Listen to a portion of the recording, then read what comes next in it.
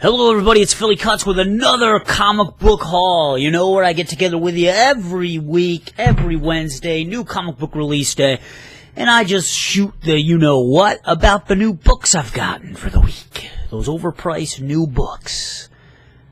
You know how it is. Anyway, I've been tagged in a video by DN8 Comics. He does his own comic book haul video, and part of the tag is to discuss what are my plans for my comic book collecting habits and my channel for 2016. Now, I'm going to make a separate video addressing this and discussing this, and be on the lookout for that soon, either in the next coming week or two. I'll have a video up discussing, future plans for the channel and what I hope to accomplish with my comic book collecting. Alright, anyway, let's get to the new books. Thank you, DN8, for tagging me, by the way. Pretty cool. I like your comic book haul as well. And, guys, be on the lookout, because I'm going to be tagging one or two or maybe three of you guys to make your own video. So be on the lookout for that video and for me to tag you. Alright, Batman, number 48. I love this cover, man. I think automatically this is going to be cover of the week. Flowers have always reminded me of death. The smell of death. I know that may sound weird to people. Interpret that as you may. And that really, wow. I mean, just the look of those, what are those, daisies in his eyes? It's just pretty freaking creepy. Anyway, number 48.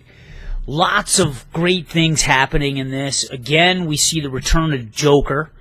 If you remember in the last issue, it kind of ended with Bruce Wayne and the Joker talking on a bench. We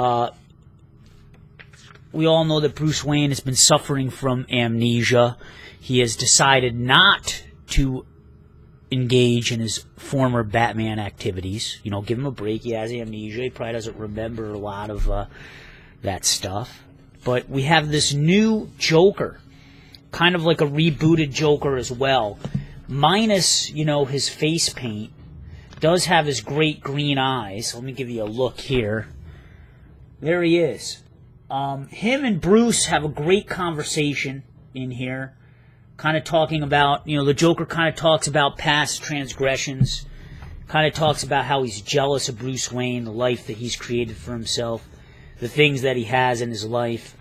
He even tells Bruce that he's been suicidal. He's been putting a gun in his mouth. Here, I'll give you the sequence here. If you want to pause it, read it. Kind of creepy, right? Anyway, I'm wondering, though, is this truly the Joker appearing? Or is this perhaps maybe a figment of Bruce Wayne's imagination? Maybe it's something like his memories are starting to come back to him in a certain kind of way. I wonder. Anyway, you still have the storyline going with Mr. Bloom. He all of a sudden has just become massive. He keeps growing, literally and literally. Now he's about the size of, like 4 or 5 story building.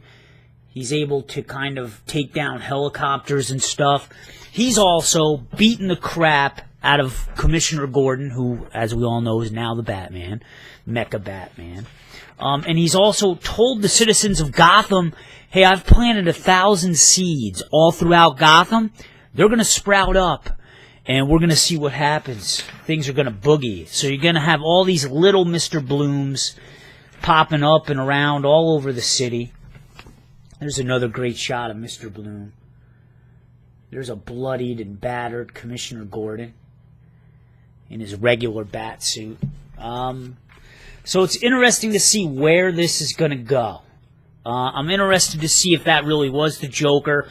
There's been a lot of reveals on the internet about Batman, about the series, where it's going to be going. And spoiler alert, you may want to stop the video right now, but it seems Batman is going to return. Bruce Wayne, obviously, we all knew that. But it looks like by issue 50, Batman will be back in the suit.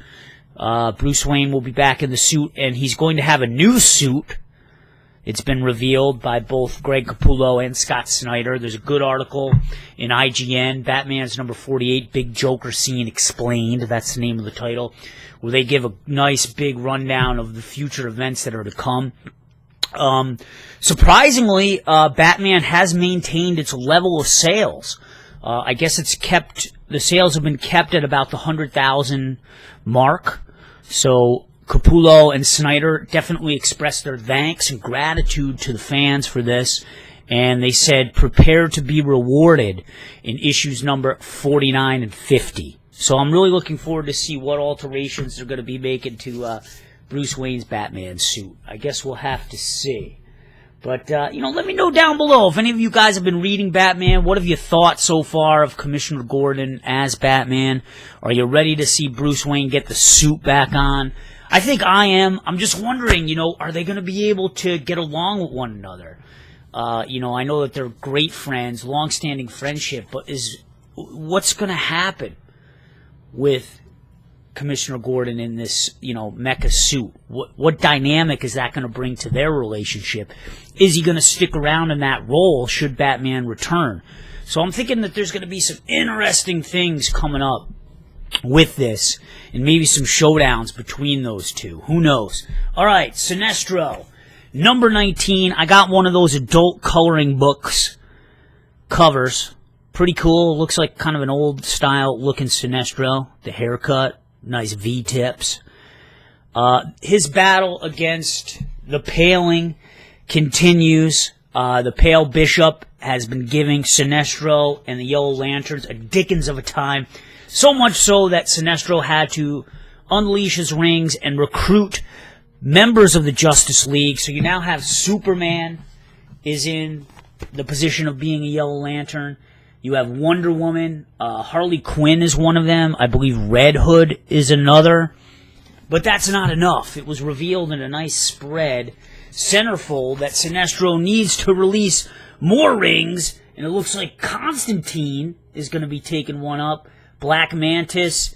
And then some other dudes. Oh, that dude looks like Groot, but Groot's a Marvel person. I don't even know who that is. And a couple other people that I'm not familiar with. So it looks like they got the AAA listers out of the way for Yellow Lantern recruitment in issue number 18. But it's just a big, crazy throwdown of a battle in this issue. This Paling is an anti-emotion religion that want to basically destroy any sentient beings. There's Harley with a lantern, Yellow Lantern. They basically want to destroy any sentient beings that have emotion. So it is a fight for the life. If you've been reading this series, you know that Sinestro has been having a field day with the Green Lanterns that are away.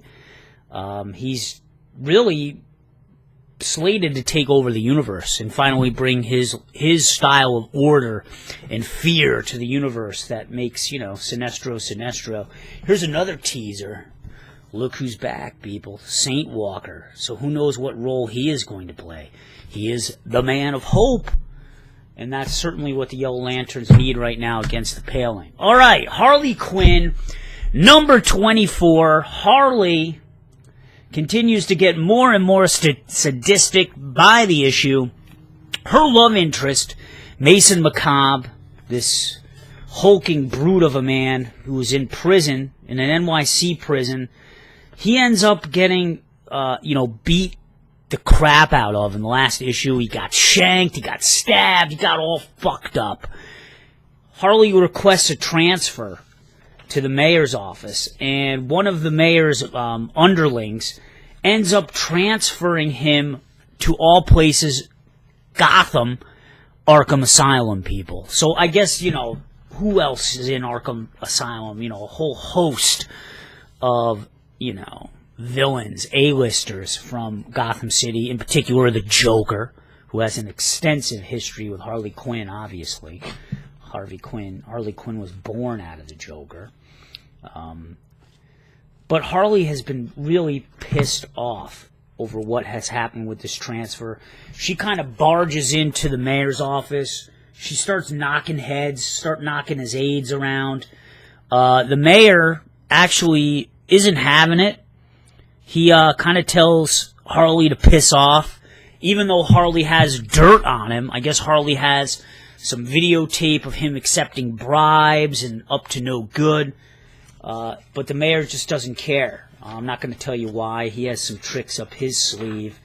But Harley has to recruit, her gang of Harleys, and they prepare to go on a raid into Arkham Asylum.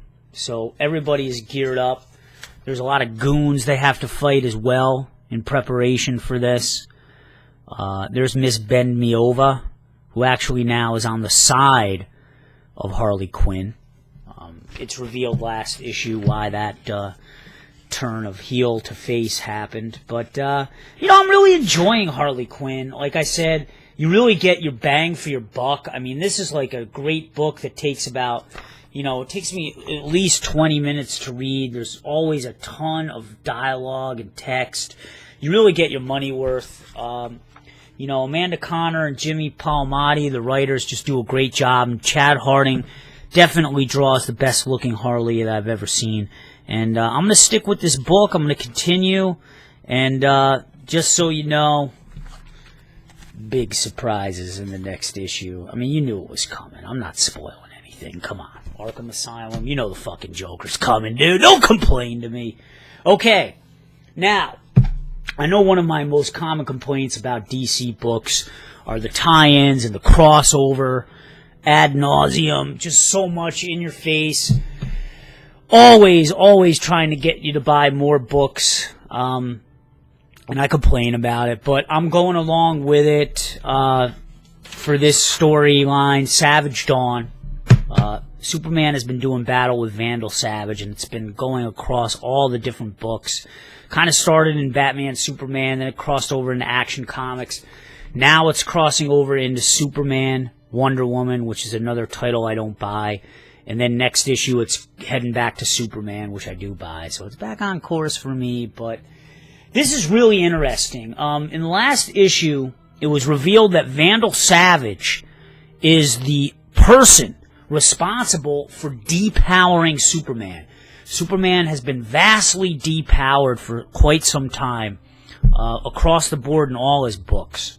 Once in a while they might have a flashback story, but, present day Superman, he's severely depowered. He has like a solar flare power, and he still has some super strength, but that's about it. He can't fly, doesn't have his like laser vision, and whatever other powers that he has, Superman. Anyway, Superman finds out that Vandal Savage is the one responsible for taking his powers.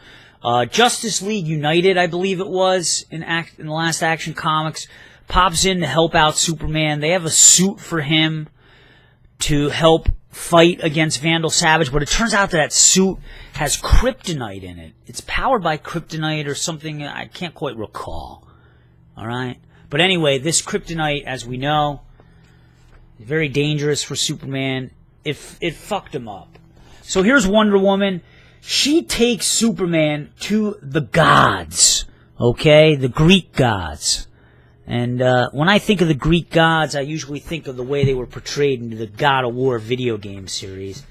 And these guys look vastly different than how they look here. But we got, Ares, Hermes, Strife, Eros, Hephaestus. I can't even say the name, man. Anyway, she presents Superman to the gods, says, I need your help, man. You guys gotta revive him or something. Can we get his powers restored? The gods, aren't exactly having that right away. They're like, well, we'll help you out, but we gotta see if Superman, Clark Kent, is worthy of our help. And they take him through a whole bunch of different trials. I guess each god takes him on a trial. Here we have, I don't even know which one this is. Taking Superman out on like a hunt out in the woods. And I guess this is going to be a real issue of self-discovery. I think we're going to get some great insight into Clark Kent and his thoughts and, what being Superman means to him. There's also a sequence in here where the people of Smallville confront Superman, kind of take him to task on some things. There's like a mob that approaches him and really has a lot of things to say. So I'm really interested to see where this goes. And I enjoy the story.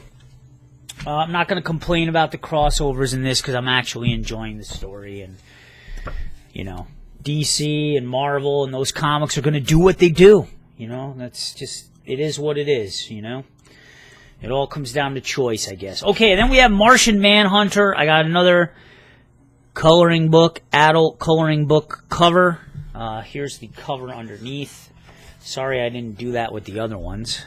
But it just basically has the regular covers that are out on the newsstand. The coloring book cover just has, the coloring book cover over the top of it. That's it. Amazing, right? Okay, anyway, Martian Manhunter. I didn't read the last issue.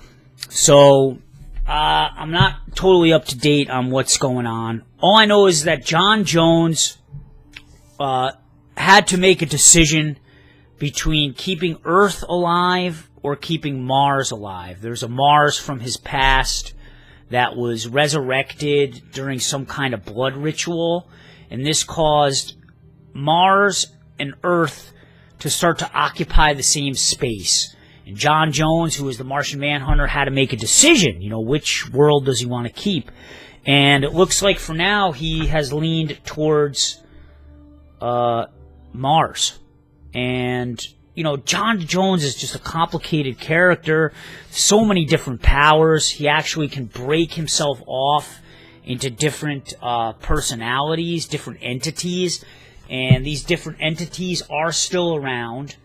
And some of these entities, some of these factions of John Jones, in particular Mr. Biscuits, are not very pleased with his decision to go with Mars. There's Mr. Biscuits.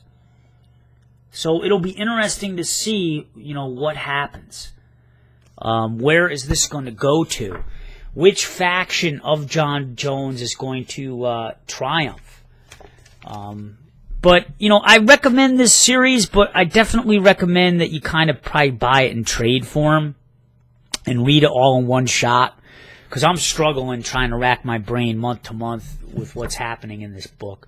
Because it's very dense, gets complicated at times, and, I'm just going to go back and start reading this whole thing when this arc concludes and just go back and read it all in one shot.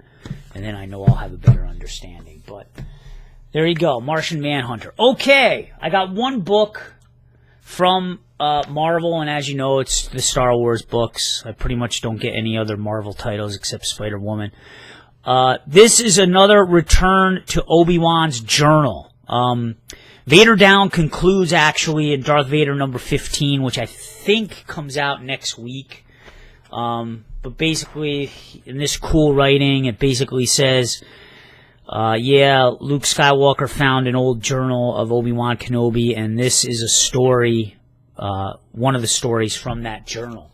Lots of cool things revealed in this one. First, I just want to say that the artwork of Mike Mayu, I'm really loving his artwork. I mean, look at the detail on some of these faces. That does kind of look like a Ewan McGregor version of Obi-Wan, as opposed to Alec Guinness. Well, kind of like a cross between. But I'm loving his artwork, man. It's pretty detailed. It looks great.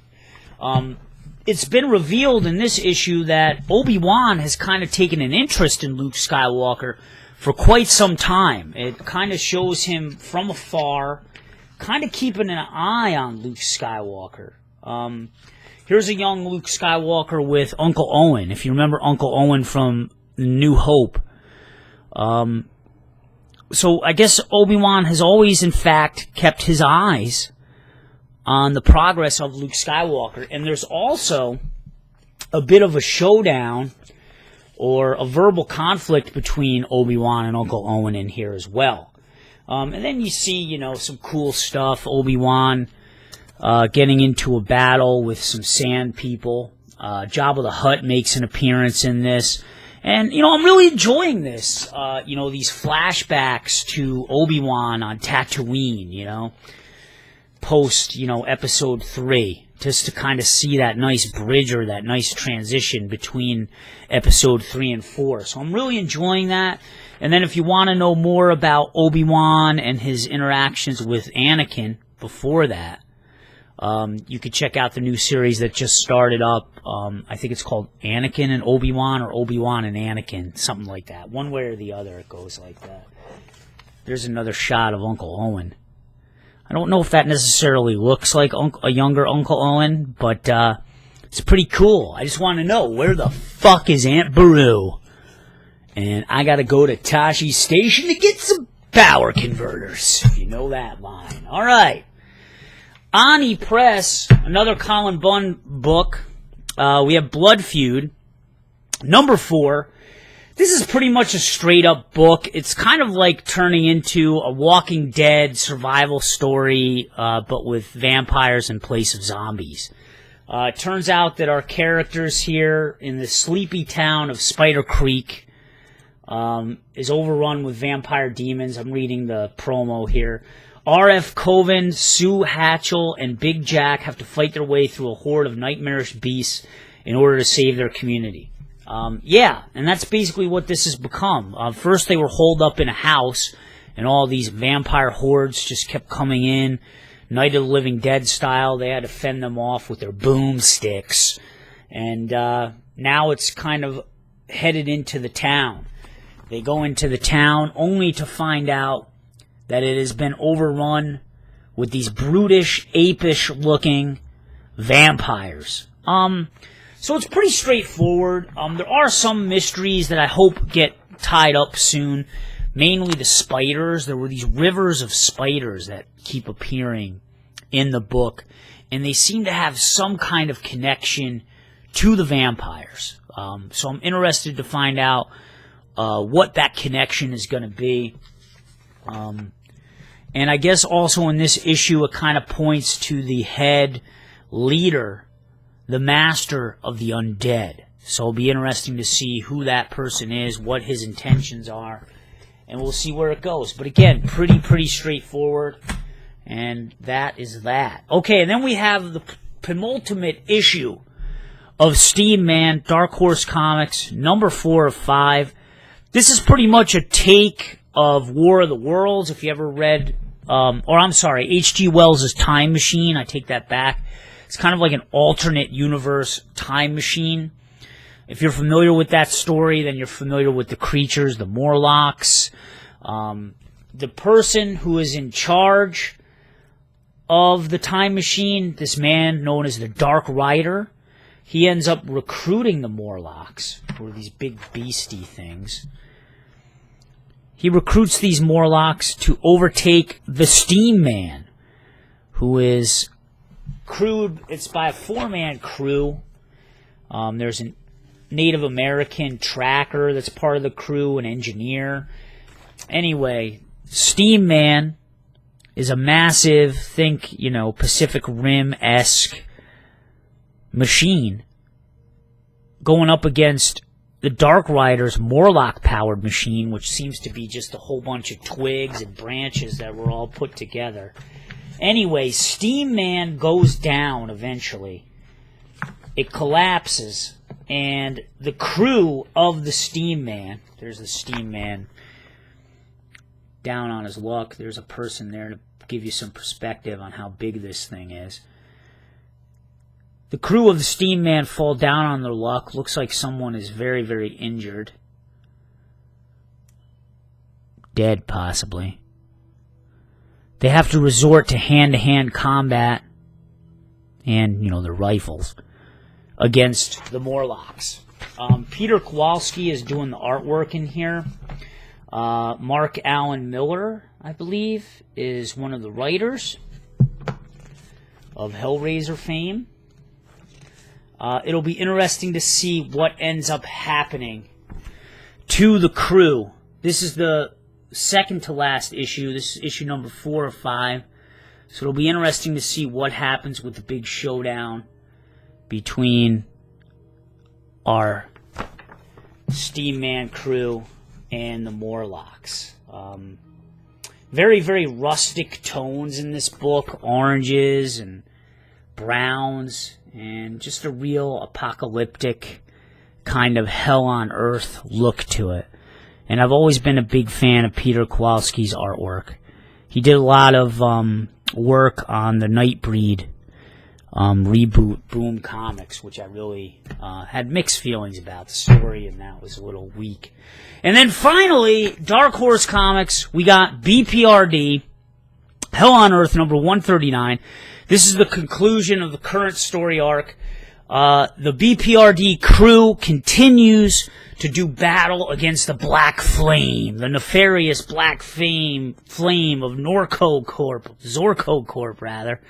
God, I always mess up names. It's interesting. They fight Black Flame in NYC. You still have Liz Sherman and Johann Strauss doing the majority of the heavy lifting, the hand-to-hand combat, if you will, against the Black Flame. Liz Sherman's powers just continue to grow. She's, into pyrotechnics, as you can see there. It'll be interesting to see. There she is in all her flame glory. Think Human Torch, female style. It'll be interesting to see if Black Flame can survive the attack of Johann Strauss and Liz Sherman. I can't wait to see what happens, man. Black Flame goes way, way back in this series. If you're a fan of BPRD, you know what I'm talking about. So it'll be interesting to see what happens. It'll be interesting to see what more of Panya's influence. She's an ancient Egyptian mummy that was brought back to life long, long time ago, way back in the BPRD Plague of Frog days. It'll be interesting to see what impact she has on the Black Flame, because she has been using the power of her mind to try to tap into the Black Flame and his power, so they're kind of assaulting him mentally from afar. What is that, like astral projection or something? I'm not even sure. But it'll be interesting to see where this goes, and we are rapidly moving into the final arc of BPRD Hell on Earth. And I just pray to God that Dark Horse releases, omnibuses or volumes of books like they have for Plague of Frogs at the price that they've released for Plague of Frogs. It's just an unbelievable value, bang for your buck. And honestly, I didn't start creating or collecting BPRD Hell on Earth until about issue number 123 or 124, something like that. So I have a lot to catch up on this series. And getting the omnibuses will be a great way to do that, and will save me a lot of money. All right, dudes, that's been another Hump Day Haul in the books. Let me know what you're liking, what you're disliking. Again, this is my cover of the week, Batman number 48. Smell those deathly flowers, people. All right, peace. Be on the lookout for your tags, buddies. Tag video coming soon. Thanks, DNA. Peace. Bye.